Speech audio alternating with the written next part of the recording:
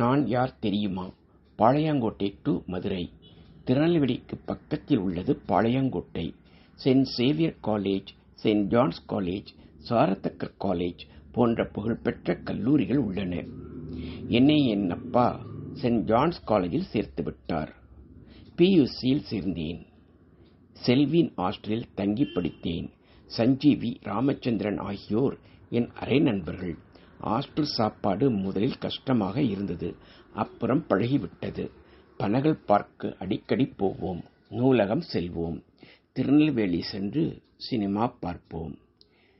Physics lab, chemistry lab புதிய அனுபவம். Record நோட்டுக்கு அதிக நேரம் எடுப்போம். என்சிசியில் சேர்ந்திருந்தேன். பேரட் அதிகாலையிலேயே நடக்கும். துப்பாக்கி சுடுதல் கஷ்டமாக இருந்தது. எல்லா பாடங்களிலும் நல்ல மதிப்பெண்களையே பெற்றேன். விடுமுறை வந்தது. ரயிலில் செல்லும்போது எம்ஜிஆர் சுடப்பட்ட செய்தி தெரிந்து கொண்டோம். எல்லோரும் பரிதாபப்பட்டார்கள். தேர்தல் நேரம். தேர்தல் பிரச்சார செய்திகள் வெளியாகின. வீட்டுக்கு வந்ததும் அனைவரும் வரவேற்றது புதுமையாக இருந்தது. தம்பி பள்ளிக்கு போகவில்லை என்ற செய்தி வேதனை அளித்தது. மீண்டும் அனுப்ப முயற்சி செய்தேன். புத்தகங்கள் வாங்கி பள்ளிக்கு அனுப்பி வைத்தேன். ஆனால் தம்பியின் தியாக மனப்பான்மை பின்னாளில்தான் தெரிய வந்தது. அப்போது தங்கை சரோவுக்கு 4 வயது, தங்கை பாருவுக்கு 1 வயது. தம்பி கண்ணன் அம்மா வயிற்றில். அம்மா வீட்டு வேலை செய்ய மிகவும் கஷ்டப்பட்டார்கள். அம்மாவுக்கு உதவியாக வேண்டும் என்ற ஒரே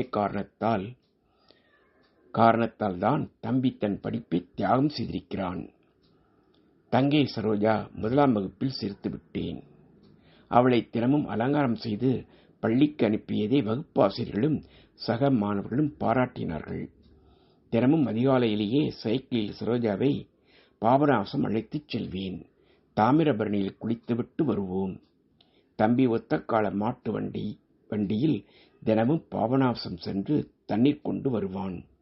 சில சமயங்களில் அம்மாவுக்கு உதவியாக இட்லி மாவு அரைத்துக் கொடுப்போம். தம்பி வீட்டை துடைப்பத்தால் பெருக்கி சுத்தம் செய்வான். மாடுகளையும் கவனித்துக் கொள்வான். அப்பா, அம்மா, அத்தை மூவரும் என்னுடைய தேர்வு முடிவை எதிர்பார்த்துக் கொண்டிருந்தார்கள்.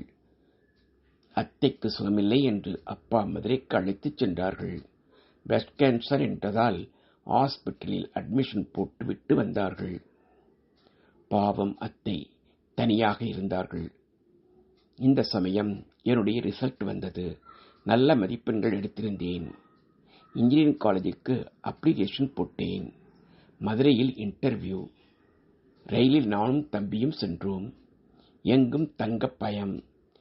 ரயில்வே ஸ்டேஷனில் பயணிகள் ஓய்வு அறையில் தங்கினோம்.